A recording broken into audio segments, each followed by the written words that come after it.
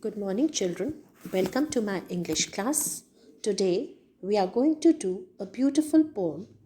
The title of the poem is Break, Break, Break.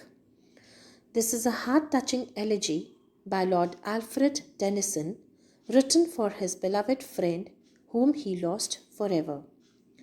It is such a beautiful presentation of thoughts that one can feel the pain of separation as we go through the lines of the poem.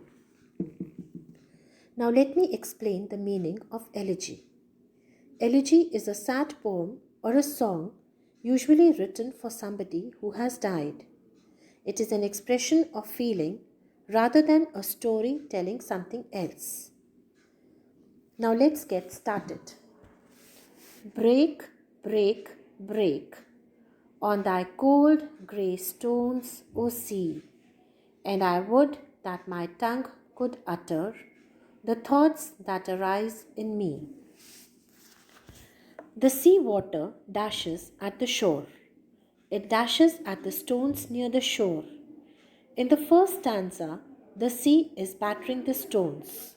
Seeing this, the speaker appears frustrated, sad, and depressed that the sea can keep moving and making noise while he is unable to speak out his thoughts.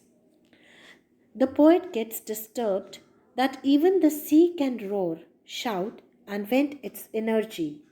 But the poet is completely helpless and cannot do that. The sea can express itself through dashing the water at the shore, but the poet can't express his sad thoughts in any way. He wishes he could also have the ability to do so. The poet has a storm of emotions inside, but he doesn't know how to get rid of them. Oh well for the fisherman's boy, that he shouts with his sister at play. Oh well for the sailor lad, that he sings in his boat on the bay. In stanza 2, Tennyson compares himself with the happy and cheerful people around him. He expresses the difference between himself and the happy people who are playful and singing where they are. He finds people are joyful whether they are alone or in a company. He envies the sailor who is singing and the brother and sister who are together talking to each other. The sailor has his boat and the brother and sister have each other, but the poet is all alone. They have reasons to be happy, but the poet is all sad. And the stately ships go on to their haven under the hill. But oh, for the touch of a vanished hand and the sound of a voice that is still. The poet sees the stately ships moving to their haven, moving to the harbor, and are contented. In stanza 3, the ships are moving to a safe place, either to the port or to the horizon. They are satisfied as they have a destination, but in contrast, the mounted graves are not pleasant havens. It shows the end of the activity. It shows the end of everything. Further, he is again caught up in his internal thoughts, in his depressed thoughts.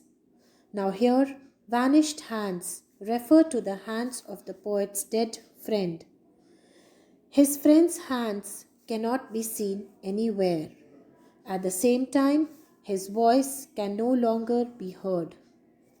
These are the reasons that the poet finds himself extremely lonely and alone and is very sad and helpless. Break, break, break at the foot of thy crags, O sea, but the tender grace of a day that is dead will never come back to me. In the last stanza, the poet again repeats the breaking of the waves against the cliff. The waves come again and again and hit the shore, but on the contrary, there is no coming back of the dead for him. The dead friend will never come back again. What is coming and repeating is the pain of his loss. He will not get his friend again, but his pain is coming again and again and putting him into great pain and a helpless situation. In this stanza, the tender grace of a day refers to the beautiful memories he shared with his friend. The days he spent with his friend are the only treasure left with him for the entire life.